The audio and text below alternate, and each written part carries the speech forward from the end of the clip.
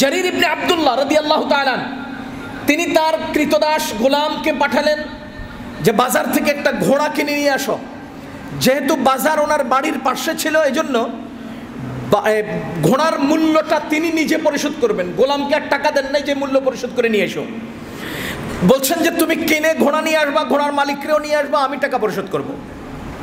যখন নাকি ঘোড়াটা কিনে তার বাড়িতে আনা হলো, তিনি একবার ঘোড়ার দিকে তাকালেন, আরেকবার মালিকের দিকে তাকালেন। দেখলেন যে এই মালিক গ্রাম্য, দূর থেকে আসা, বাজার দর সম্পর্কে তার ধারণা নেই। তিনি ঘোড়ার দিকে তাকিয়ে মালিকের দিকে তাকিয়ে বললেন যে আপনি কত টাকায় বিক্রি করলেন? তিনি বলেন যে 400 টাকায়, উদাহরণস্বরূপ 400 টাকায়। জারির ইবনে আব্দুল্লাহ রাদিয়াল্লাহু তাআলা বলেন আপনি কি 500 টাকা দিলে খুশি? আরে আশ্চর্যের কথা, 105 টাকা বিল হলে সবসময় 5 টাকা কম দেই আমরা, 10 টাকা রাখেন, এই কথা কি কেউ বলে? 105 টাকার জায়গায় 110 টাকা রাখেন, এই কথা কোনো কাস্টমার বলে না। সব কাস্টমারে চায় যে ইনিয়ে বিনিয়ে অন্তত 5 টাকা কম দিতে, কিন্তু তিনি 400 টাকার জায়গায় 500 টাকা দিচ্ছেন। কাস্টমার যিনি বিক্রেতা তিনি তো হতভম্ব যে এত টাকা বেশি কিভাবে দেয়। তিনি বলেন আমি 600 দেব, 700 দেব, 800 দেব। যত টাকায় সে গ্রাম্য লোকটা বিক্রি করেছেন তার দ্বিগুণ মূল্য তাকে পরিশোধ করলেন। এরপরে মালিক চলে গেল, তিনি টাকা পরিশোধ করে ঘোড়াটা রেখে দিলেন। উপস্থিত লোকজন জিজ্ঞেস করতেছেন যে সে তো স্বেচ্ছায় তার দাম সে নিজেই বলেছে 400 টাকায়, আপনি 800 টাকা ডবল দাম দিলেন কেন? তিনি বলেন যেদিন আমি রাসূল করিম সাল্লাল্লাহু আলাইহি ওয়াসাল্লামের হাতে হাত রেখে বাইআত গ্রহণ করেছি, সেই দিন আমি নবীজিকে ওয়াদা করেছি যতদিন বেঁচে থাকবো অন্যের কল্যাণ কামনা করব।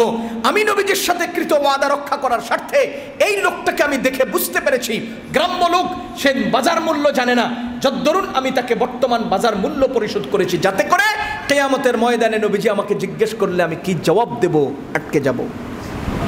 নবীজি আমাকে জিজ্ঞেস করবেন তুমি তো আমার সাথে ওয়াদা করেছিলে অন্যের কল্যাণ কামনা করবে, তো এই লোকটা যে জানে না, অজানা মানুষ, এই লোকটার সাথে তুমি যে কাজটা করছো কাজটা তো সুন্দর হয় নাই, যদি আমাকে জিজ্ঞেস করো আমি কি করব? আমি নবীজির সাথে কৃত ওয়াদা রক্ষার জন্য তার কল্যাণ কামনায় বাজার দর তার হাতে উঠিয়ে দিয়েছি। ভাইও আমরা কি করি? দোকানদার উনি পণ্যটা 20 টাকায় বিক্রি করে, কর্মচারীরই খুব সুন্দর মতো বুঝে শুনে 18 টাকা কেনা যায়। কর্মচারীরা বাইলতেল দিলে 2 টাকা কম রাখে, মালিককে কম রাখে না। এখন আমি দোকানের মধ্যে উকি দেই, দেখেছি জব্বর ভাই আছে, আছে, অন যাইতাম না, হে বেটা কই মসজিদে ঢুকছে, কর্মচারী আছে, এবার যাই, হের বাইলতেল দিয়ে 2 টাকা কম দেই। এই যে একটা ধান্দা করি আমিও তো অন্যের কল্যাণ কামনা করলাম না।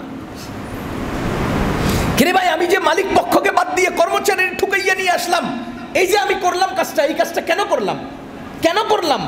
এখানে আমি টিপস দেই, দোকানে কি বলে হোটেলে গেলে ওরা আগের থেকে একটুখানি দিয়ে দেই, তা হ্যাঁ ঝোল 1 চামচ বেশি দেয়। এই যে আমি 1 চামচ বেশি ওরে কিছু দিয়া লইলাম, মালিক পক্ষরে ঠুকাইলাম, ধোকা দিলাম, এখানে তো আমি অন্যের কল্যাণ কামনা করলাম না। প্রতিটি জায়গায় আমরা আজকে ধোকাবাজি করছি।